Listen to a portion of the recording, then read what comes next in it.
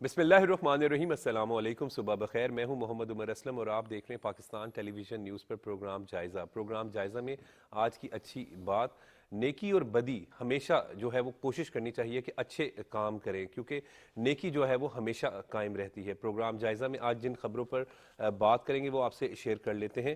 نگران وزیر اعظم نے کہا ہے کہ 9 مئی کے واقعات میں ملوث عناصر کو سزا ملنی چاہیے، جبکہ ایس آئی ایف سی کی اہمیت پر بھی بات کریں گے اور الیکشن کے حوالے سے سیاسی پارٹیوں کی کیا تیاریاں چل رہی ہیں اس پر بھی بات کریں گے۔ ان ٹاپکس پر گفتگو کرنے کے لیے ہمارے ساتھ اسٹوڈیو میں موجود ہیں سینئر صحافی تجزیہ کار سجاد صاحب، آپ کا بہت بہت شکریہ۔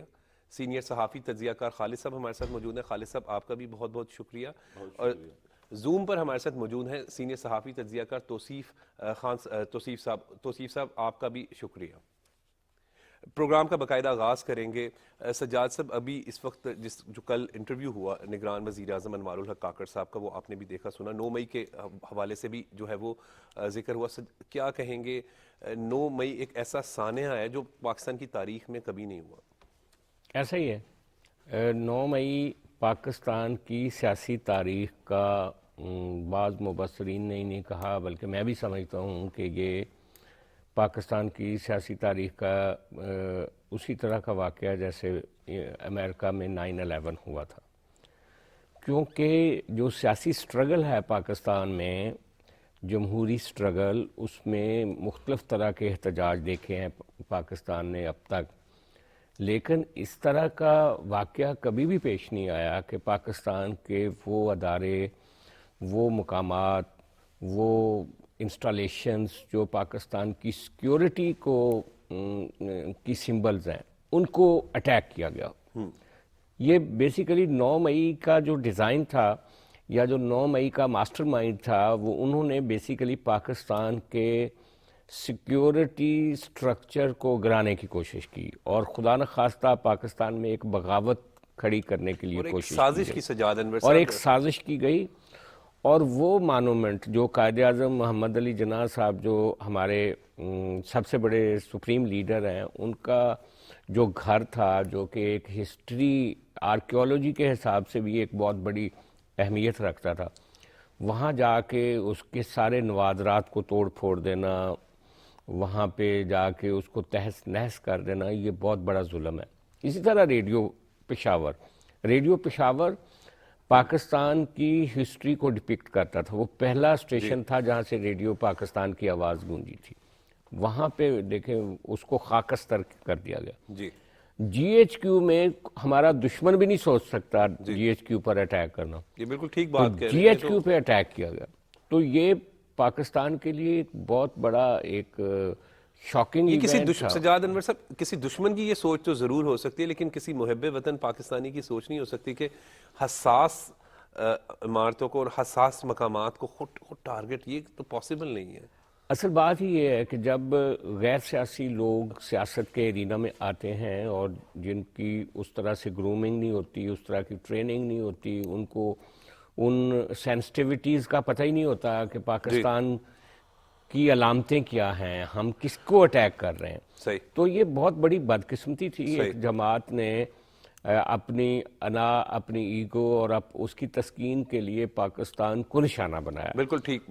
اور میں سمجھتا ہوں کہ یہ وزیر اعظم صاحب نے رائٹلی کہا، لیکن میں سمجھتا ہوں کہ وہ پھر بھی انہوں نے ایک فراخ دلی کا مظاہرہ کیا، اس کے باوجود کہ کئی شواہد موجود تھے کہ جو بانی پی ٹی آئی ہیں انہوں نے اشارہ کیا تھا وہاں پہ لوگوں کو جانے کے لیے، بالکل، اور پھر انہوں نے یہاں تک کہا کہ ہمیں پوری پارٹی کو نہیں کرنا چاہیے، لیکن میں سمجھتا ہوں کہ ذمہ داروں کو سزا دیے بغیر ہم اس سے آگے بڑھ بھی نہیں سکتے۔ بالکل ٹھیک کہہ رہے خالد قیوم صاحب، آپ کیا کہیں گے اس پر؟ دیکھیے 9 مئی، اس میں کوئی شک نہیں کہ ایک بڑا ایک سانحہ ہے، اور 9 مئی کے سانحے کے موقع پر پاکستان کے جو دشمن ہیں وہ بہت خوش ہوئے۔ اور جس طرح دیکھیے کہ لاہور کے اندر جناح ہاؤس، قائد اعظم محمد علی جناح بانی پاکستان کی جو رہائش گاہ ہے، اس کو جو ہے وہ ٹارگٹ کیا گیا، ہٹ کیا گیا۔ اور آپ نے دیکھا ہوگا کہ یہ جو 9 مئی کو جو واقعات ہوئے، پورے پاکستان کے اندر 200 سے زائد مقامات پر جو ہے وہ سیکورٹی اداروں کو، فوجی تنصیبات کو اور احساس جو مقامات ہیں ان کو نشانہ بنایا گیا، اور ایک طے شدہ منصوبے کے تحت جو ہے آج یہ سارا عمل جو ہے وہ کیا گیا۔ اور ایک اور پہلو آپ نے دیکھا ہوگا کہ جو 9 مئی کو جو ایک سیاسی جماعت کی طرف سے جو حملے کیے گئے سیکورٹی اداروں پر، فوجی تنصیبات پر، ان پر، اور جو یہ بالکل طالبان کی طرز پر جو ہے یہ جو ہے واقعات ہوئے، یہ حملے ہوئے، اور ایک قدر مشترک یہ بھی ہے کہ وہاں پر بلوچستان میں قائد اعظم محمد علی جناح کی رہائش گاہ کو بھی دہشت گردوں نے جو ہے وہ نشانہ بنایا، اور اسی طرز پر لاہور میں بھی جو ہے وہ پی ٹی آئی کی طرف سے جناح ہاؤس پر قائد اعظم محمد علی جناح کی رہائش گاہ جو ہے اس پر حملہ کیا گیا، وہاں توڑ پھوڑ کی گئی، وہاں جلاؤ گراؤ کیا گیا، اور اسی حوالے سے جو ہے وہ وفاقی کابینہ کا جو ہے وہ بھی ایک فیصلہ سامنے آیا کہ کابینہ کی ایک خصوصی کمیٹی بنائی گئی ہے جو 9 مئی کے واقعات کی تحقیقات کرے گی، اور اس کمیٹی کے جو سربراہ ہیں وہ وزیر قانون ہوں گے، اور اس میں وزیر داخلہ، وزیر اطلاعات اور انسانی حقوق کے جو وزراء ہیں ان کو کمیٹی میں شامل کیا گیا ہے، جو 14 روز کے اندر اپنی 9 مئی کے واقعات کے حوالے سے 9 مئی میں ملوث جو افراد ہیں ان کے حوالے سے، اور منصوبہ سازوں کے حوالے سے، اور جو ماسٹر مائنڈ ہیں ان کی جو ہے تحقیقات کر کے نشاندہی کرے گی، اور کیبنٹ کو 14 روز کے اندر رپورٹ جو ہے وہ اپنی اس حوالے سے پیش کرے گی۔ توصیف احمد خان صاحب، آپ سن رہے ہوں گے ابھی گفتگو جو ہے وہ سجاد انور صاحب کی اور خالد قیوم صاحب کی، جو ابھی اس وقت بات کر رہے ہیں سانیہ 9 مئی کے حوالے سے جو کل نگران وزیر اعظم نے کہا ہے۔ آپ کیا سمجھتے ہیں؟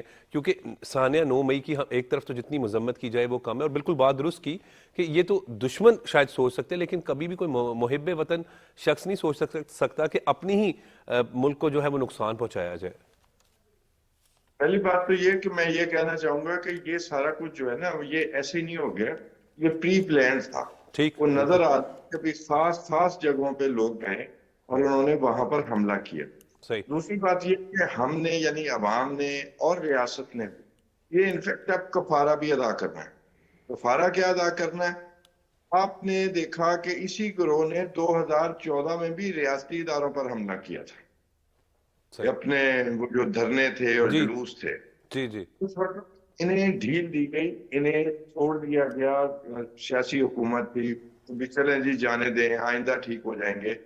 یہ جو اس طرح کی ڈھیل ہوتی ہے نا کہ آپ کے قومی اداروں پر حملہ ہو اور وہاں پر معافی دی جائے، تو پھر اس کا انجام اچھا نہیں ہوتا، اور پھر اس کا نتیجہ ہم نے دیکھ لیا کہ آگ لگانے تک، توڑ پھوڑ تک، یہاں تک آ گیا بات کہ لوگوں کی جانیں بھی جا سکتی تھیں اور بہت کچھ ہوا۔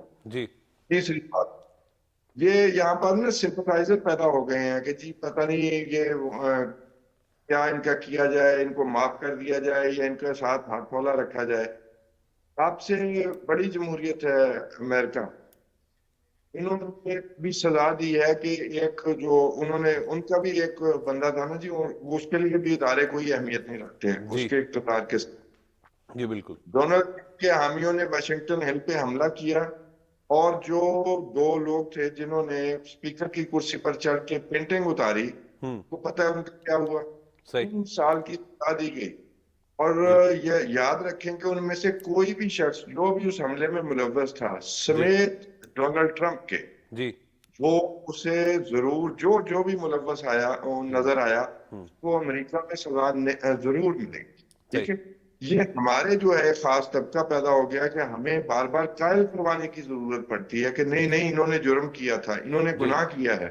ٹھیک ہے، گناہ ہے، یہ جرم سے آگے ہے۔ ہر قسم کے اختلاف کے باوجود سیاستدان تو کیا کوئی بھی دوسرا بھی شخص جو ہے وہ یہاں تک کبھی نہیں پہنچا کرتا۔ قانون کو کسی کو بھی ہاتھ میں لینے کی اجازت نہیں ہے کہ کوئی بھی شخص جو ہے وہ قانون کو اپنے ہاتھ میں لے لے۔ اور میں انڈورس کرتا ہوں کہ آپ مثال نہیں بنائیں گے، اور آپ نے اگر یہاں ڈیل دے دی، آپ نے 2014 میں دی، تو آج یہ دن دیکھنا پڑا۔ آئندہ آپ دیں گے تو آپ اس سے بھی ہم برا دن دیکھیں گے، خدا نہ خواستہ۔ بالکل کبھی معاف کیا جا سکتا، بالکل ریاستیں کرتی۔ بالکل توصیف صاحب بالکل ٹھیک بات کر رہے ہیں۔ واقعی کسی کو بھی قانون کو ہاتھ میں لینے کی اجازت نہیں دی جا سکتی۔ سجاد انور صاحب دیکھیں یہ سب سے بڑا جو وائلیشن ہوتی ہے نا وہ کسی کے دروازے کو توڑ کر اس کے اندر داخل ہونا. یہ تو جناح ہاؤس ہے یا یہ جی ایچ کیو ہے یا یہ ریڈیو پشاور ہے یا یہ میاں والی کی وہ جو یادگار ہے وہ ہے, لیکن آپ کسی عام آدمی کے گھر میں داخل ہو کے بھی توڑ پھوڑ نہیں کر سکتے. جی تو یہ جو ایک تہذیبی طور پہ ایک فساد پھیلانے کی کوشش کی جو کہ پاکستان کے سماج میں اور پاکستان کی سوسائٹی میں اس طرح سے بالکل بھی نہیں تھا کبھی. صحیح. تو وہ رائٹلی توصیف صاحب نے درست بات کی کہ وہاں پہ کیپٹل ہل کا جو واقعہ ہے انہوں نے عدالتوں نے سپیڈی ٹرائل کر کے ان لوگوں کو سب کو کیفر کردار تک پہنچایا. جی لیکن ابھی بھی ہم دیکھ رہے ہیں کہ 9 مئی کے جو ملزم ہیں ان کو ابھی تک ان کی جو پنشمنٹس ہیں فائنلائز نہیں ہوئیں. جی ان کے کیسز بہت سلو چل رہے ہیں, اس کی پروسیکیوشن اس طریقے سے صحیح طریقے سے نہیں ہو رہی. تو میں سمجھتا ہوں کہ یہ پاکستانی ریاست کو اس پہ ایک بہت زبردست طریقے سے کام کرنے کی ضرورت ہے تاکہ یہ مثال نہ بن سکے. بالکل ٹھیک. کہ کوئی دوبارہ بھی اس طرح سوچ سکے. سجاد صاحب ایس آئی ایف سی کی اہمیت پر بھی بات کر لیتے ہیں. اسپیشل انویسٹمنٹ فیسیلیٹیشن کونسل کے حوالے سے جب ہم بات کرتے ہیں تو بڑی ہی اہمیت ہے کیونکہ ہمیں اس وقت جو ہے وہ معاشی چیلنج کا سامنا ہے. جی بالکل درست کہا آپ نے. یہ جو وزیر اعظم صاحب نگران حکومت نے اور خاص طور پہ چیف آف آرمی سٹاف جی کی کاوشوں سے اس وقت معاشی جو سٹیبلائزیشن ہے یہ اسی تسلسل کا نتیجہ ہے. آپ کو یاد ہوگا یہ وزیر اعظم شہباز شریف کی سربراہی میں کیبنٹ نے سی ایف آئی سی جو تھی اس کو ایس آئی ایف سی کو تشکیل دیا تھا. اور اس کا مطلب کیا تھا؟ اس کا مطلب یہ تھا کہ پاکستان میں جو ریڈ ٹیپزم ہے, جو باہر سے انویسٹمنٹ آتی ہے, ہماری بیوروکریٹک ہرڈلز اتنی زیادہ ہوتی ہیں کہ وہ لوگ یہاں سے مایوس ہو کر چلے جاتے ہیں. اور اسی طرح دوست ممالک بھی یہ کہہ رہے تھے جو پاکستان کو ہر لمحے مدد کرتے ہیں کہ بھائی ہم آتے ہیں, ہمیں پروجیکٹ بتائیں, ہم نے کہاں انویسٹمنٹ کرنی ہے. تو اس کو وہ سپیڈی کرنے کے لیے یہ ایک ادارہ بنایا گیا جو کہ ایک بڑے سکسیسفلی بالکل صحیح چل رہا ہے. اس پر مزید بات کریں گے یہیں سے, لیکن وقت ہو رہا ہے ابھی بریک کا.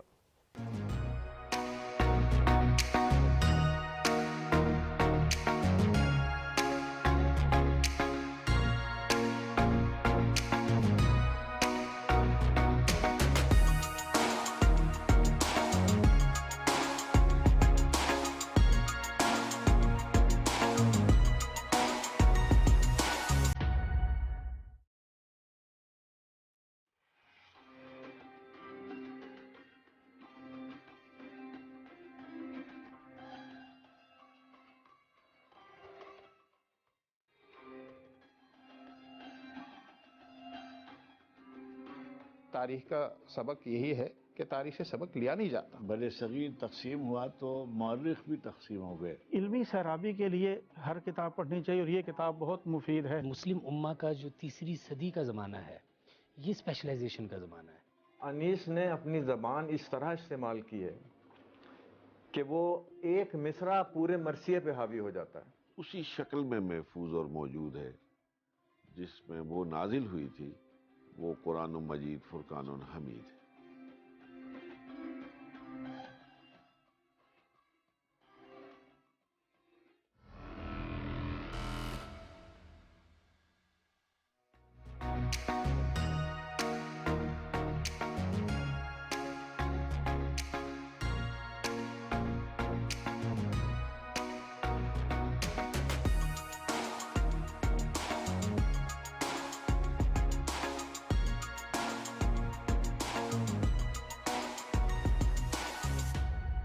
Welcome back. سجاد صاحب آپ ایس آئی ایف سی پہ بات کر رہے تھے. ہاں تو میں کہہ رہا تھا کہ وہ جو انہوں نے وزیر اعظم شہباز شریف کی سربراہی میں یہ جو ایس آئی ایف سی کی منظوری دی گئی اور ایک ہائی پاورڈ کونسل بنائی گئی جس میں چیف آف آرمی سٹاف بھی ہیں, جس میں بیوروکریٹس بھی ہیں, جس میں کیبنٹ ممبرز بھی ہیں, جس میں پرائم منسٹر بھی ہیں.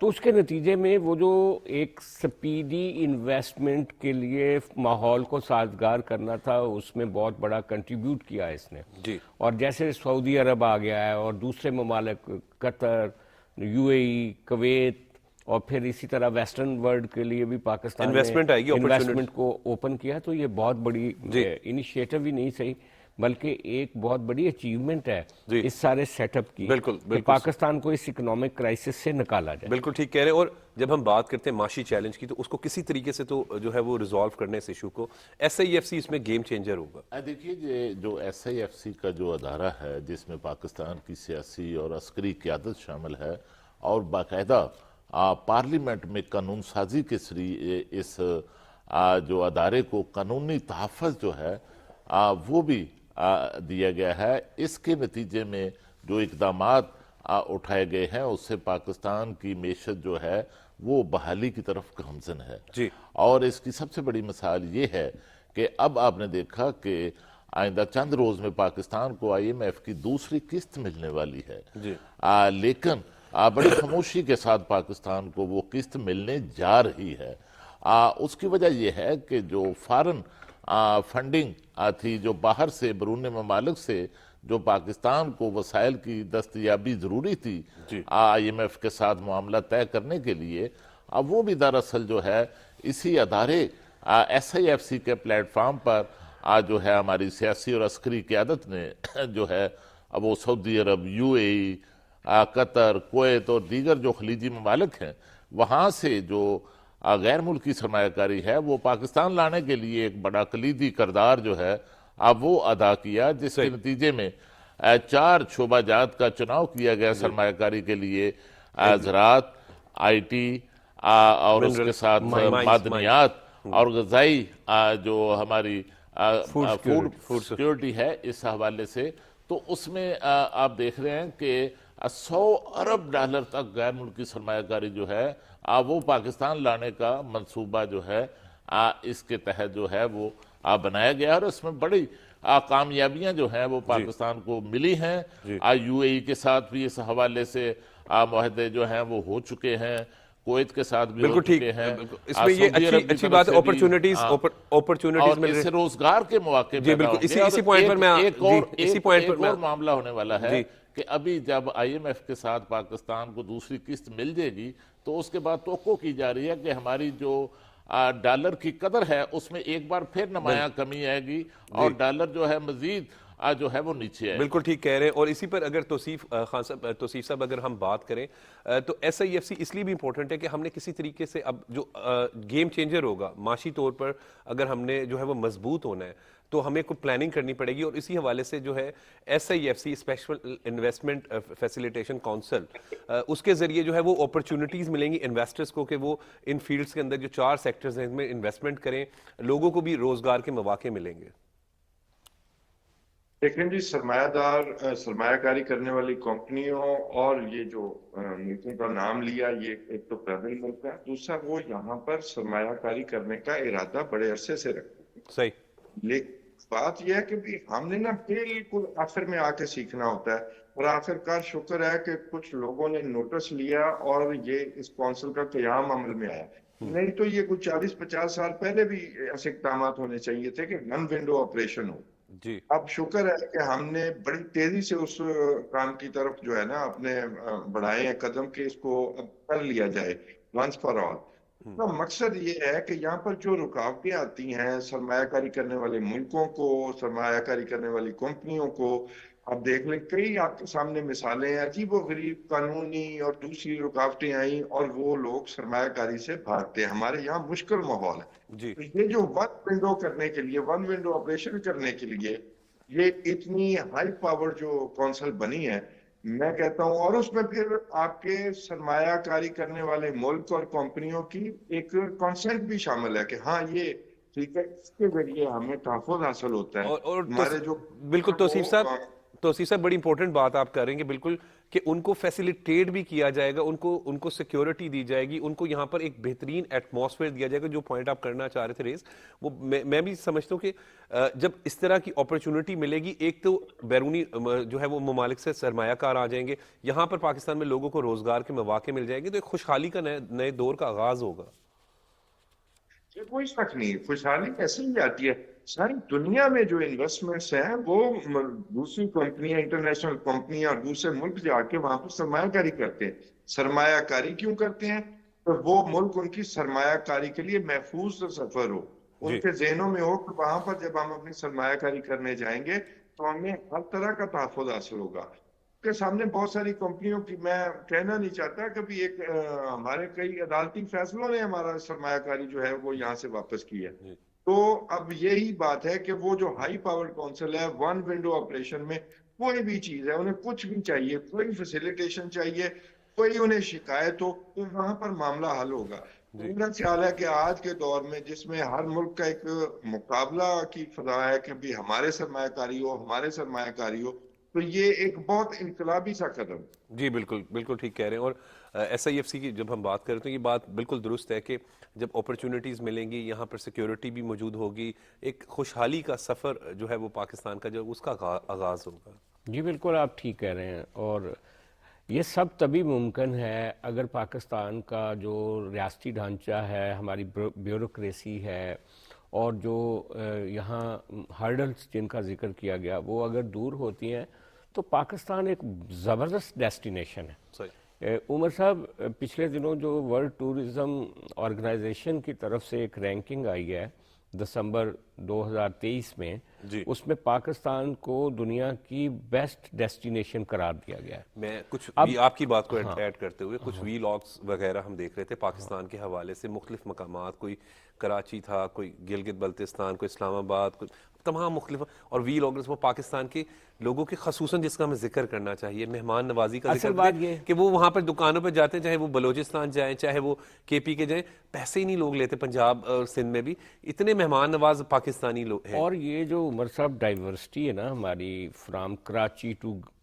سکردو، اور پھر گوادر سے لے کر لنڈی کوتل تک، جی مختلف زبانیں، مختلف طرح کے کھانے، مختلف طرح کے لباس، مختلف طرح کی زندگی، لیکن خوش مزاج لوگ اور مہمان نواز. اچھا، ہمارے اگر یہ سیکیورٹی جو پچھلا 15 سال 20 سال میں یہ جو ٹیررزم کی لہر رہی ہے، اس کے نتیجے میں پاکستان جس طرح سے متاثر ہوا ہے، جی اس سے ہمارا امیج پرابلم بھی ہوا، لیکن اب دھیرے دھیرے وہ صاف ہو رہا ہے. اور ایس آئی ایف سی ایک ایسا ادارہ ہے جس کے نتیجے میں پاکستان پھر لوگوں کو اٹریکٹ کر رہا ہے. صحیح. تو میں سمجھتا ہوں کہ اگر جیسے ٹورزم کے حوالے سے بھی پچھلے دنوں کچھ ریفارمز کی گئیں، اور یہاں تک کہ جو ہمارا ویزا رجیم ہے اس کو بھی ریویو کرنے کی کوشش ہو رہی ہے، تو اس کے نتیجے میں سمجھتا ہوں کہ پاکستان میں ڈالر آئے گا، لوگ آئیں گے، مہمان آئیں گے، یہاں پہ ایک انویسٹمنٹ کی انوائرنمنٹ ہوگی، یہاں پہ ایک فیسٹیوٹی ہوگی، اور دنیا کو پتہ چلے گا کہ یہ تو سب سے پیسفل پرامن لوگ ہیں، اور پرامن لوگ ہیں، پیار کرنے والے لوگ ہیں، مہمان نواز. اور پھر یہ جو لینڈسکیپ ہے ہمارا، یعنی صحرا ہے، پہاڑ ہیں، دنیا کی 6-7 بہترین چوٹیاں ہیں، جیسے دریا ہیں، نہریں ہیں، بالکل. کھیت ہیں، پاکستان کی تو خوبصورتی پہ جتنی بھی بات کریں وہ کم ہے. ایک خوبصورت پاکستان الحمدللہ بہت خوبصورت ملک ہے، اور ہمیں اس پر فخر ہے، ہمارا ملک ہے.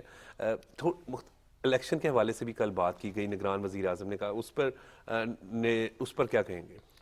دیکھیں، الیکشن 8 فروری کو ہونے جا رہا ہے، اور پاکستان کے عوام اس میں اپنا ووٹ کاسٹ کریں گے اپنی اپنی پارٹیوں کو. اس میں کچھ عناصر کی طرف سے کنفیوژن کریٹ کرنے کی کوشش کی جاتی ہے کہ 8 فروری کو الیکشن ہوں گے یا نہیں ہوں گے. تو ساری پارٹیوں کی تیاریاں مکمل ہوں گی، کلیئرٹی کے ساتھ کہا.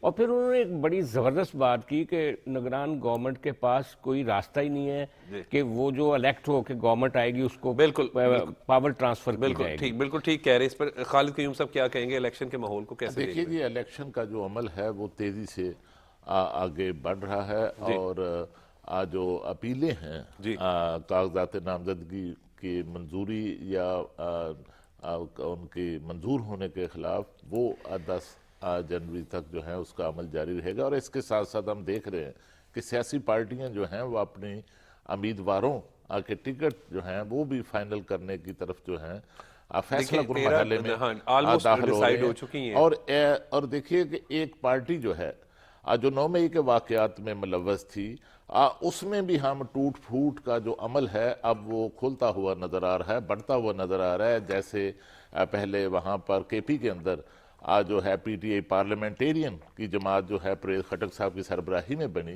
پنجاب میں استحکام پاکستان پارٹی جو ہے وہ بھی پی ٹی آئی سے ٹوٹ پھوٹ کے نتیجے میں بنی.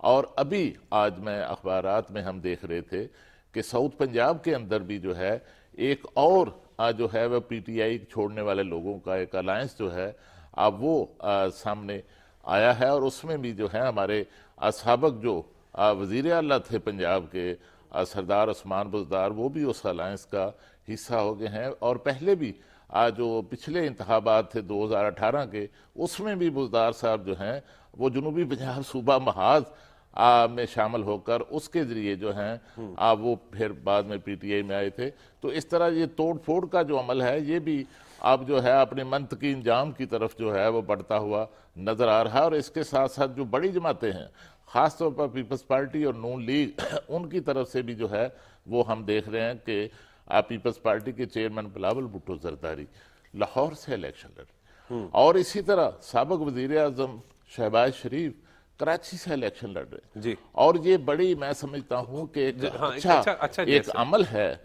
کہ دونوں جماعتوں کی تیاری کے ساتھ لڑ رہے ہیں جو ہیں وہ پنجاب کے اندر جس طرح بلاول لڑ رہے ہیں، شہباز شریف صاحب وہاں سے لڑ رہے ہیں، اور بلاول بھٹو زرداری کی طرف سے جو ہیں وہ مخالف سیاسی جماعتوں کے حوالے سے بیان بازی بھی ہو رہی ہے، لیکن ایک حد سے آگے جو ہے جس طرح جو ماحول پی ٹی آئی نے پیدا کیا تھا، تلخی کا ماحول پیدا کیا تھا، اور عدم برداشت کا جو سیاست کے اندر ماحول اور انوائرمنٹ پیدا کیا تھا، اس طرح کا تناؤ جو ہے پیپلز پارٹی اور نون لیگ میں نظر نہیں آتا۔ بالکل یہ بات درست ہے، اور جب سیاست کی ہم بات کرتے ہیں تو توصیف صاحب سیاسی ماحول میں جو ہوتی ہے، خصوصاً جب الیکشن کے دن آ جاتے ہیں تو گرما گرمی بھی ہو رہی ہوتی ہے، طنز تنقید ہوتی ہے، یہ ایک حصہ ہے سیاست کا، لیکن اس میں بالکل بات درست کر رہے تھے کہ کوئی ایسے الفاظ نہیں ہیں جس سے جو ہے وہ زیادہ ہٹ کریں، اور کیونکہ یہ سیاست کا حسن ہے، تنقید کریں گے، انہوں نے ووٹ لینے ہیں، اور آبویسلی جب کیمپین کر رہے ہوتے ہیں تو اپنے اپنے پارٹی منشور کے حوالے سے آگاہ کر رہے ہوتے ہیں، دوسری پارٹی پر تنقید کر رہے ہوتے ہیں، یہ جمہوریت کا ایک حسن ہے۔ تنقید کے بغیر تو جمہوریت چل ہی نہیں سکتی نا، جیسے جمہوریت کے دو کمپوننٹ ہیں، ایک اقتدار میں ہوگی پارٹی، ایک اپوزیشن میں ہوگی۔ تنقید تو برائی نہیں ہے، چلتا ہوتا ہے کہ کس نے کیا غلط کیا، کس نے کیا صحیح کیا، یا بعض اوقات وہ غلط کو صحیح کہہ رہے ہوتے ہیں، صحیح کو غلط کہہ رہے ہوتے ہیں، تو وہ پبلک نے فیصلہ کرنا ہوتا ہے۔ منشور میرا خیال ہے پارٹیاں اپنے سامنے لا رہی ہیں، اور تھوڑی بہت گرما گرمی جو ہے اس میں تو کوئی شک نہیں شروع ہو گئی ہے، بلکہ شاید زیادہ ہوتی، کچھ سردی نے بھی کچھ ٹھنڈ ڈالی ہوئی ہے کیمپین کو، ورنہ شاید زیادہ تیزی آ گئی ہوتی۔ موسم بھی بہرحال اثر انداز ہو رہا ہے، لیکن اس کے باوجود بلاول نے بڑی زبردست کیمپین کی ہے 127 کے لیے، اور مجھے ایسے لگتا ہے کہ وہاں ایک اچھا مقابلہ ہونے جا رہا ہے۔ یہ اور میں آپ لوگ بیٹھے ہیں، آپ زیادہ بہتر گیس کر سکتے ہیں، تو ہر جگہ سرگرمیاں شروع ہو گئی ہیں۔ بس یہ ہے کہ وہ جو رات کو 12-1 بجے بھی کیمپین ہوتی تھی، گھروں پہ کوئی ڈیروں پہ امیدوار جا رہے ہیں، وہ شاید وہ رات والا بھی کام شروع نہیں ہوا کہ 10-12 جنوری کے بعد ٹکٹیں مل جائیں گی نا، ایک اب جو ہے وہ ایک سے 2 دن کے اندر ٹکٹیں مل جائیں گی، تو اس کے بعد وہ جو آپ ٹھنڈ کا کہہ رہی ہیں، سیاسی یہ لوگ اتنے جیالے متوالے اور وہ جو ہیں وہ ورکرز ہوتے ہیں کسی بھی سیاسی پارٹی کی، میں بات کر رہا ہوں کہ سخت سردی میں بھی جو ہے وہ، اگر ہم شہروں کی بات کریں تو تھڑوں پہ آپ کو آج بھی لاہور سمیت جو دیگر شہر ہیں وہاں پہ لوگ جو ہے وہ رات کو کوئی سوپ پیتا ہوا، کوئی یخنی پیتا ہوا، کوئی سبز چائے وہ گفتگو کر رہا ہوگا۔ گاؤں کی بات کریں تو وہاں پہ بھی یہ الیکشن زیادہ مزیدار ہوں گے، سوپ اور یخنی کے درمیان میں الیکشن بھی ہو رہے ہوں گے، لیکن ابھی 12 کو بھی ہے نا، موسم ایک فرق ڈال رہا ہے، لیکن جو ہی اب زیادہ تھوڑا سا کھلے گا موسم، کیونکہ 2-4 دنوں میں 5 دنوں میں ہو جائے گا، تو پھر آپ دیکھیے گا بڑی رونق لگنے والی۔ یہ عمر صاحب شہروں میں تو سوپ اور سبز چائے اس طرح کی چیزیں چلتی ہیں، دیہات میں پھر وہ جو مٹھائی اور جلیبیاں وغیرہ جو ہیں، دودھ جلیبی کا بھی بڑا کنسپٹ سجاد صاحب آپ نے کیسے دیکھ جی توصیف کریں، ووٹ دینے والوں کو کہیں کہ بھی جب گاؤں میں لوگ جائیں تو دودھ جلیبی کھلایا کریں۔ ایسا مشورہ دے دیا، اگر آپ کا گاؤں میں ہو تو آپ نے توصیف صاحب کا مشورہ ویسے اچھا ہے، نہیں بڑا اچھا مشورہ ہے، اور امیدواروں کو بھی پتہ ہے اس مشورے کا، اور ووٹر بھی جانتے ہیں۔ یہ بھی بات بڑی درست کی کہہ رہے ہیں آپ، کہ امیدواروں کو بھی پتہ ہے۔ توصیف صاحب کیسے دیکھ رہے ہیں سیاسی جماعتوں کی تیاریوں کو؟ دیکھیں یہ تیاری ان کے پاس بڑا تجربہ ہے، یہ کوئی پہلا الیکشن نہیں ہے، یہ پارٹیاں جو لڑ رہی ہیں تجربہ ہے، یہ ابھی انفیکٹ اپنی جو ٹکٹیں ہیں نا وہ فائنل کرنے کے پروسیس میں ہے، اور لیکن ہر امیدوار جس کو ٹکٹ نہیں ملا، اسپیشلی پنجاب میں مسلم لیگ نون کے پاس رش زیادہ ہے، تو ان کے اگر 2-3 کنٹینڈرز ہیں تو ہر کوئی اپنا جو ورک ہے وہ کر رہا ہے۔ اسی طرح سندھ میں تو خیر اعلان ہو گیا پیپلز پارٹی کا، اور یہ پنجاب میں ابھی کرنے والے ہیں، تو گرما گرمی تو شروع ہو گئی ہے، لیکن جب امید کی بار فائنل ہوگا نا، وہ ایک 100 میٹر کی ریس جو ہے وہ تب شروع ہوگی ابھی تمام جماعتوں کی، تو اس وقت آپ کو صحیح رنگ نظر آئے گا. لیکن وہ جو اس وقت کا رنگ ہوتا ہے ٹکٹ فائنل ہونے سے پہلے، وہ بھرپور موجود ہے. آپ ہر حلقے میں جائیں، آپ دیکھیں کیمپین چل رہی ہے. میں تو حیران ہوتا ہوں کہ راتوں کو سردی ہے، اس کے باوجود امیدوار جو ہے وہ اپنی اپنی کیمپین کر رہے ہیں، اپنی لابنگ کر رہے ہیں. جی بالکل، اور آپ بات درست کر رہے ہیں. اور سجاد صاحب، میں نے تو ہم نے اکٹھے جب یہاں سے گزر رہے ہوتے ہیں سڑکوں پر، یا دیکھیں تو عوامی ایم پی اے بھی لکھا ہوتا ہے، عوامی ایم این اے بھی، امیدوار سب، اور پھر کہا جاتا ہے کہ سپورٹرز جو ہے کچھ نئی الیکشن کے کلر ہیں نا، ہر الیکشن میں نا کچھ شگوفے بھی آتے ہیں، جیسے اللہ جنرل نواب صاحب میرے بھی ذہن میں، بالکل صحیح. اس طرح اور بھی کئی لوگ تھے، ایک انارکلی سے سلیم کرلا تھے، کچھ اور لوگ تھے جو کہ بڑے اس کی گہما گہمی کو یہ چار چاند لگا دیتے اس طرح کے کریکٹر نا. تو میں سمجھتا ہوں کہ وہ نواب انبر شہزادہ نام تھا مجھے ان کا، نواب انبر شہزادہ. لیکن میں آپ کو بتاؤں کہ 13 جنوری کو سمبل الاٹمنٹ ہونی ہے بالکل، اور فائنل طے ہو جانا کہ کس نے کس الیکشن سے، کس حلقے سے الیکشن لڑنا ہے. جی اس کے بعد میرا خیال ہے کہ پورے تھرسٹ کے ساتھ ایک کیمپیننگ شروع ہوگی. صحیح. اس سے پہلے بہت سارے لوگ ابھی عدالتوں میں اپنے کاغذات نامزدگی کے اعتراضات اور یہ وہ، اور پارٹی ٹکٹ جتنی بھی پارٹی ہیں وہ ٹکٹ بڑا مشکل سے ملتا ہے. ایگزیکٹلی. اور یہ پہلا موقع ہے کہ مسلم لیگ نون کو کچھ وقت لگ رہا ہے ٹکٹس دینے میں، حالانکہ پہلے وہ بہت کلیئر ہوتے تھے ہر حلقے میں کہ کون کہاں سے الیکشن لڑ رہا ہے. لاہور میں بھی ہم نے دیکھا کہ ری ایڈجسٹمنٹس ہو رہی ہیں، کسی کو ادھر وہ جو رحیل اصغر صاحب والا اور ایاز صادق صاحب والا معاملہ تھا. لیکن مجھے امید ہے کہ یہ اس ویک کے اختتام تک، یہ جو آج ہفتہ شروع ہوا ہے 8 جنوری سے، اس کے اختتام تک یہ ساری ڈسٹ بیٹھ جائے گی اور ایک پوری عروج کے ساتھ ایک کیمپین شروع ہوگی جو 8 فروری تک جا کے منتج ہوگی. بالکل ٹھیک کہہ رہے ہیں. اور سجاد انور صاحب، آپ ابھی بات کر رہے تھے پی ایم ایل این کی، تو پی ایم ایل این نا تھوڑی سی ایک روایت سے بھی ہے کہ جب خصوصاً لاہور کی ٹکٹیں ہوتی ہیں تو وہ ہمیشہ جو ہے وہ آخری وقت میں اس کو اناؤنس کیا جاتا ہے. یہ ایک آبویسلی آپ کو پتہ ہے جس طرح ابھی بات کرتے ہیں. اور دوسرا یہ بھی اگر ہم پیپلز پارٹی کے حوالے سے بھی بات کریں تو بات بڑی درست تھی کہ N A 127 chairman Pakistan Peoples Party Bilawal Bhutto Zardari, وہ ان کے جلسے آپ نے دیکھے ابھی. اچھا، این اے 127 ایک ایسا حلقہ ہے جہاں پہ اگر آپ دیکھیں کوٹ لکھپت سے لے کر گرین ٹاؤن تک ایسے سلمز ہیں وہاں پہ جو ریل کی پٹڑی کے ساتھ ساتھ بھی ہیں، اور جیسے گرین ٹاؤن میں ٹاؤن شپ یہ وہ، وہاں پہ پیپلز پارٹی ایک سمپتھی اس وقت بھی رہی تھی جب پیپلز پارٹی کا ووٹ بینک بہت نیچے چلا گیا تھا. اگر آپ پنجاب میں دیکھیں تو یہ جو پچھلا ضمنی الیکشن تھا، چودھری اسلم گل جو پیپلز پارٹی لاہور کے صدر ہیں، انہوں نے 30,000 ووٹ لیا تھا. تب شائستہ پرویز ملک ان کے مقابلے میں تھے، اور شائستہ پرویز ملک کے حوالے سے میں بات یہاں پہ ضرور ذکر کروں گا کیونکہ یہ حلقہ 2018 میں پرویز ملک صاحب یہاں سے ایم این اے ہوئے تھے. پرویز ملک صاحب انتہائی پاکستان مسلم لیگ نون کے اہم اور متحرک رہنما تھے، اور کارکنان میں وہ بڑے ایکٹیو رہتے تھے، ٹائم دیتے. لاہور کے صدر کے ساتھ ساتھ مجھے یاد ہے ان کے بارے میں کہا جاتا، میں اکثر یہ بات کرتا تھا کہ آپ تو بالکل گھڑی کے کلاک کے مطابق چلتے ہیں، اور وہ ورکرز میں انہوں نے بڑی جان ڈالی تھی. ان کی اہلیت تھی شائستہ پرویز ملک، وہ بھی خود بڑی اچھی زبردست سوشل ورکر. پھر دوسری بات یہ کہ P T I central Punjab کے جو پریزیڈنٹ تھے اعجاز چودھری اعجاز، وہ بھی اس حلقے سے کینڈیڈیٹ رہے.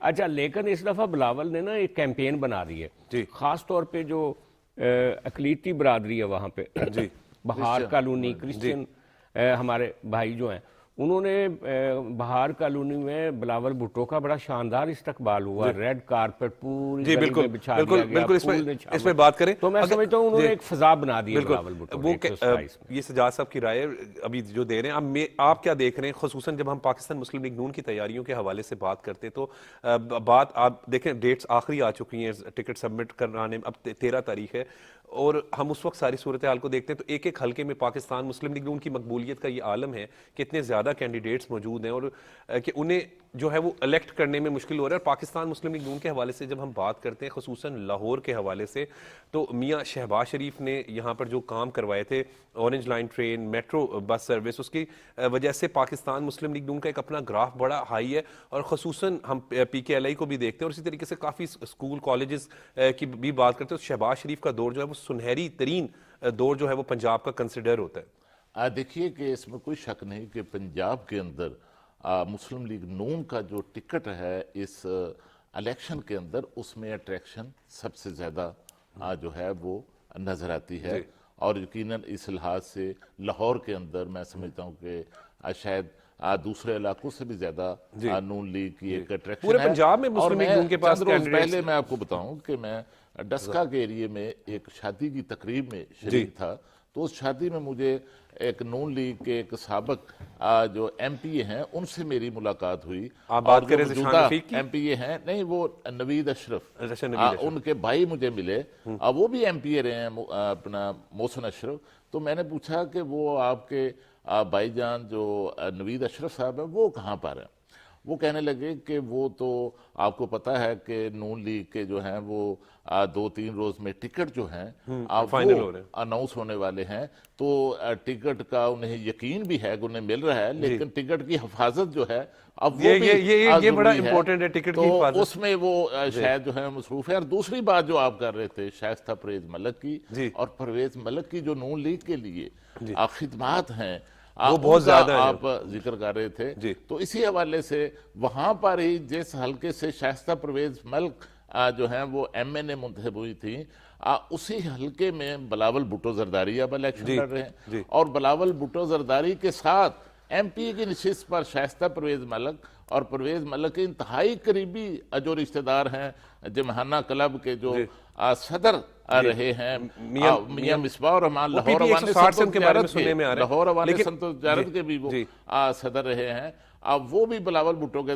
ساتھ جو ہیں پیپلز پارٹی کے ٹکٹ پر ہیں۔ وہ 160 ہے اس کی، آئی تھنک کچھ یونین کونسل شاید ہے، یہ شور کرنا پڑے گا، لیکن کچھ حصہ جو ہے لیکن وہ علاقہ نون لیگ کا، بہرحال نون لیگ کا وہ ایک گڑھ ہے، آپ اس حلقے کو یہ بات بھی ذہن میں رکھیں۔ اور اس طرح نون لیگ کو جو ہے ایک جو کہ دباؤ ہے اس وقت، تو انہیں دوسری دباؤ رش ہے ٹکٹ حاصل کرنے، اور سیٹ ایڈجسٹمنٹ میں بھی کاف لیگ کے ساتھ اور استحکام پاکستان پارٹی کے ساتھ بھی جو ہے سیٹ ایڈجسٹمنٹ کا جو معاملہ سرے نہیں چڑھ رہا ابھی تک، اس کی بھی بنیادی وجہ یہ ہے کہ نون لیگ پر جو ہے وہ پارٹی امیدواروں کا جو ہے ہر ایریا کے اندر، ہر علاقے کے اندر جو ہے اب وہ ایک دباؤ ہے، جو بعد میں پہلے کہا رہا تھا کہ جنوبی پنجاب کے اندر یہ جو نیا قومی یکجہتی الائنس بنا ہے، یہ بھی دراصل اسی لیے جو ہے وہ شاید بن رہا ہے کہ وہ لوگ جو پی ٹی آئی چھوڑ کر جا رہے ہیں ان کو نون لیگ کا توصیف صاحب کی رائے اس پر جان لیتے ہیں، بالکل ٹھیک کہہ رہے ہیں توصیف صاحب، آپ کس طریقے سے دیکھ رہے ہیں، خصوصاً ہم جب پنجاب کے اوور آل پاکستان کی بات کر لیتے ہیں تو پاکستان مسلم لیگ نون کی بھی جو ہے وہ اس حوالے سے بڑی بھرپور تیاری ہے، ہم ابھی تک دیکھ رہے ہیں ٹکٹس اناؤنس نہیں ہوئے، خصوصاً پنجاب میں، لاہور میں، کیونکہ یہاں پر رش اتنا زیادہ ہے، اور اوبویسلی پاکستان مسلم لیگ نون جو ہے پاکستان کی ایک مقبول ترین جماعت ہے، میاں نواز شریف، شہباز شریف کا جو مختلف پروجیکٹس ہیں وہ اس کو اپنی کیمپین میں جو ہمیشہ شامل کرتے ہیں، اور انہوں نے جو ہے خصوصاً 2013 کا بھی اگر ذکر کریں تو جب میاں نواز شریف اقتدار میں آئے تھے تو لوڈ شیڈنگ اور دہشت گردی دو بڑے چیلنجز تھے، لیکن 2018 میں جب میاں حکومت ختم ہوئی تو اس وقت لوڈ شیڈنگ پر بھی قابو پا لیا گیا تھا اور دہشت گردی کو بھی کافی حد تک کنٹرول کر لیا گیا تھا، تو مسلم لیگ نون کا بھی دور ایک ایسا ہے جس میں عوام کے لیے کام کیے گئے تھے۔ دیکھیں مسلم لیگ نون پر یہ پچھلے ادوار میں بھی 2018 میں بھی اور اس سے پہلے بھی رش ہوتا ہے، وہ ایک بڑی پارٹی ہے اور دے آر ڈوئرز، انہوں نے کام کر کے دکھایا، اس وجہ سے پبلک کے لیے یہ ٹکٹ جو ہے نا وہ ایک پرمٹ ہے اس میں جانے کا، اسمبلی میں جانے کا، تو اس پر رش جو ہے وہ obvious سی بات ہے۔ تھوڑا سا پریشر میں یہ بھی آیا کہ لاہور میں لے لیں، ملتان میں جو پرابلم آ رہا ہے وہاں کوئی حلقے دوبارہ سے بنے اور جڑے ہیں، کوئی ٹوٹے ہیں، کوئی کسی سے جڑی ہے یونین کونسل، کوئی کسی سے، یہ بھی ایک مشکل آ رہی ہے، کچھ انہوں نے ایڈجسٹمنٹس کرنی ہے جو اپنے لوگوں سے بھی کرنی ہے اور کچھ کمٹمنٹس کی ہوئی ہیں، اس کی وجہ سے پرابلم آ رہا ہے، اور یہ مسلم لیگ نون پہ ہمیشہ آتا ہے اور ہر پارٹی پہ آیا کرتا ہے، تو میرا خیال ہے کہ بھی وہ یہی کارکردگی کی بنیاد پر یہ وقت ہے، یہ رش کا وقت ہے بیسیکلی، انہوں نے ہمیشہ کام کر کے دکھایا ہے 2013 سے لے کر 18 تک، اور اس کے بعد بھی ابھی یہ جو گورنمنٹ گزری ہے جتنے بھی معاشی حالات خراب تھے، اس میں سب سے بڑا ان کا کریڈٹ جو ہے نا وہ یہ ہے کہ آپ کے ملک کو، ہمارے ملک کو ڈیفر سے بچایا ہے، یہ آج یہ سٹوری نہیں لکھی جائے گی، تو بالکل یہ سٹوری لکھی جائے گی کہ کیا کیا مشکلات تھیں اور کس طرح ہم بچے۔ یہ جو چیزیں ہیں بعد میں دیکھی جائیں گی. تو اس طرح ایک بڑی پارٹی ہے تو ہر جگہ اس کے لیے کچھ ایشوز بھی آئیں گے اور وہ فخر بھی کرتے ہوں گے کہ ان کے گھر کے بعد ٹکٹ لینے والے اتنے لوگ کھڑے ہیں. جی بالکل ٹھیک کہہ رہے ہیں. اور توسیع صاحب ابھی آپ پی ڈی ایم گورنمنٹ کی جب بات کر رہے تھے, جو شہباز شریف صاحب کی گورنمنٹ تھی, تو اس گورنمنٹ میں جو سب سے بڑا کریڈٹ جو ہے وہ یہ تھا کہ جب انہوں نے اقتدار سنبھالا تو اس وقت ڈیفالٹ ہونے کی باتیں ہو رہی تھی, لیکن شہباز شریف صاحب کی حکومت میں یہ دیکھا گیا کہ انہوں نے ڈیفالٹ ہونے سے بچایا. آئی ایم ایف کے ساتھ ایک بڑا مشکل ایگریمنٹ نہیں ہو پا رہا تھا, وہ پھر ان کی اپنی پرسنل جو ہے وہ انوالومنٹ کے بعد جو ہے وہ مسلسل پھر پیرس میں ملاقات کی, انہوں نے تمام تر تعلقات کو استعمال کیا, تو ایک بڑے قابل وزیر اعظم کے طور پر جو ہے وہ انہوں نے اپنے آپ کو ثابت بھی کیا شہباز شریف نے. تو یہ ساری چیزیں موجود ہیں. پارٹیاں اب جو ہے وہ الیکشن کیمپین میں بھی چلی گئی ہیں بلکہ اب تو اب جنوبی پنجاب کی سیاست کو کیسے دیکھتے ہیں آپ؟ جنوبی پنجاب کی سیاست جو ہے نا وہ بیسیکلی الیکٹیبلز کی سیاست ہے. وہ جدھر کی ہوا دیکھتے ہیں ادھر کو وہ جاتے ہیں, یہ اس میں تو کبھی بھی کوئی شک نہیں رہا. اور وہ ہوا انہیں نظر آ رہی ہے, کبھی آگے شاید جی نون لیگ کی حکومت ہو, اور دوسری جگہ وہاں جنوبی پنجاب میں آپ دیکھیے گا کہ جو سیکنڈ نمبر پہ جو پارٹی یعنی دو پارٹیوں جن میں مقابلہ ہے ہونا ہے وہ پیپلز پارٹی اور مسلم لیگ نون میں ہونا ہے. صحیح. اور یہ پیپلز پارٹی نے سیٹس جو ہم ظاہر پنجاب میں اپر پنجاب میں بیٹھ کے جس طرح کا ہم گیس کرتے ہیں وہ وہاں ویسے نہیں ہے. ٹو پارٹی سسٹم دوبارہ بننے جا رہا ہے, اس میں پیپلز پارٹی کے پاس بڑے اچھے کینڈیڈیٹس ہیں. تو جنوبی پنجاب والوں نے ہوا کے ساتھ جانا ہے, اور جو سوئنگ ووٹر ہے اس نے بھی ہوا کے ساتھ جانا ہے. تو کس وجہ سے یہ ساری توڑ پھوڑ کا عمل جاری ہے. مسلم لیگ نون ایک بڑا دلچسپ کام کر رہی ہے کہ جو بھی ہو اپنی چادر میں لے لیتی ہے. 3-4 چادریں رکھی ہوئی ہیں, جیسے یہ قومی یکجہتی کونسل ہے, کوئی آئی پی پی ہے, کوئی فلاں ہے, کہ آ جائیں کہ آپ بھی ہمارے بھی ہمارے اس طرح کی سیاست کرتی ہوتی ہیں. جی بالکل توصیف صاحب بات کر رہے تھے ابھی, لیکن وقت ہو رہا ہے اس وقت نا بریک کے بعد جو ہے وہ ہم ملک کی سیاسی صورتحال پر بات کرتے ہیں.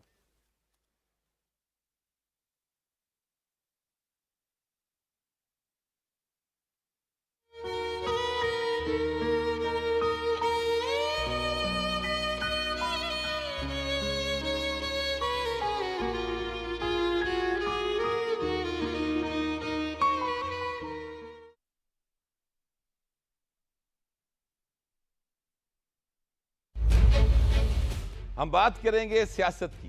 بیوقوف بنانا بڑا آسان ہے اور یہ سمجھانا کہ تمہیں بیوقوف بنایا جا رہا ہے یہ بڑا مشکل ہو گیا. ایک پولیٹیکل پارٹی یہ سمجھ رہی ہے کہ ہم اب بھی حکومت میں. ہم بات کریں گے حکومت کی. اپنی دنیا میں تھے, اسی میں رہیں گے, اسی میں واپس رہ جائیں گے انشاءاللہ. بات کریں گے معیشت کی, آئین کی, ریاست کی. یہ بھی لگتا ہے کہ جو میاں صاحب کے عزائم اور خواہشات ہیں وہ پوری نہیں ہو رہی. پابندی لگائی جاتی ہے پی ٹی آئی پر, پھر انتخابات ہوتے ہیں تو پھر تو صاف شفاف نہیں ہوگی. جب بھٹو صاحب اسیسینیٹ بھی ہو گئے پھر بھی الیکشنز ہو گئے تھے. نیا ہوگا انداز. پی ٹی وی بیٹھ کے میرے پہ سے یہ سوال کرو کہ بس کرو, چھوڑو. 7 بجے گوہر کے ساتھ صرف پی ٹی وی نیوز.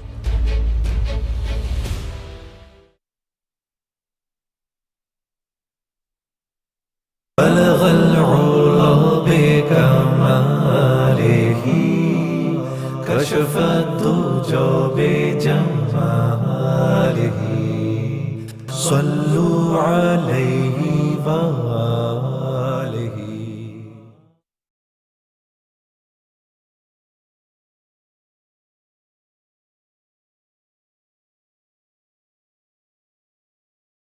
اقرأ باسم ربك الذي خلق.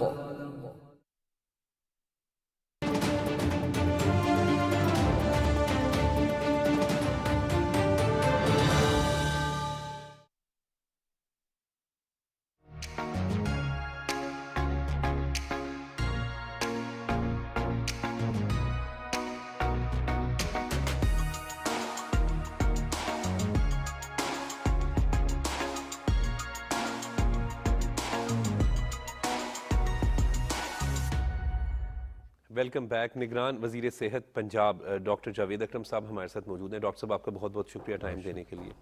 ڈاکٹر صاحب آپ خود بھی ایک ڈاکٹر ہیں, آپ کا ایک بڑا نام ہے ماشاءاللہ.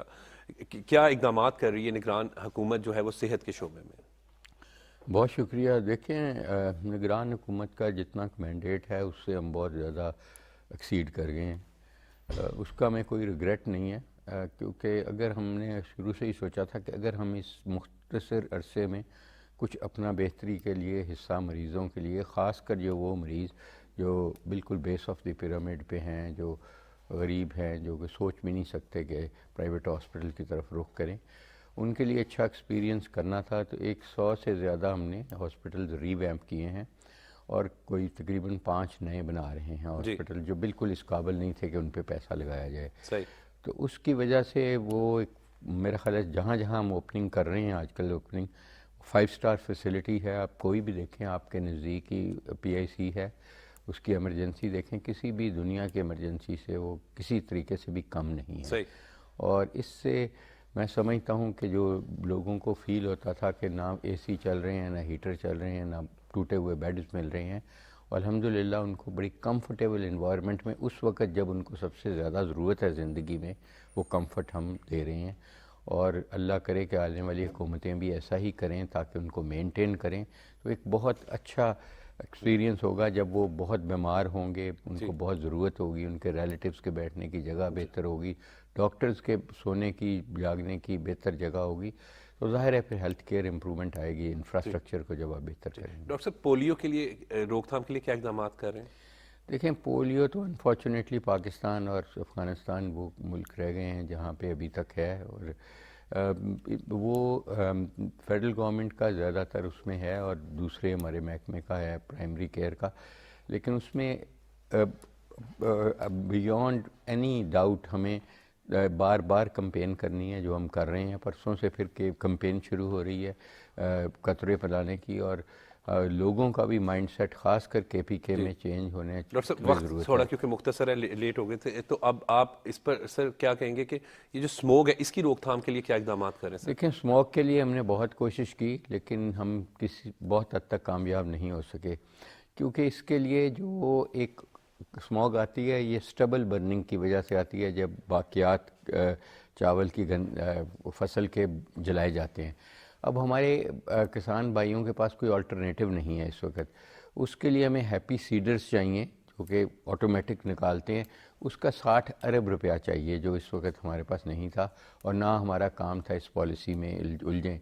تو اس لیے ہم وہ بنا کے ضرور جا رہے ہیں. ہم نے پہلی دفعہ پاکستان کی ہسٹری میں آرٹیفیشل رین کریٹ کرائی ابوظہبی کی مدد سے، انہوں نے بہت مدد کی، اس سے کچھ فائدہ ہوا.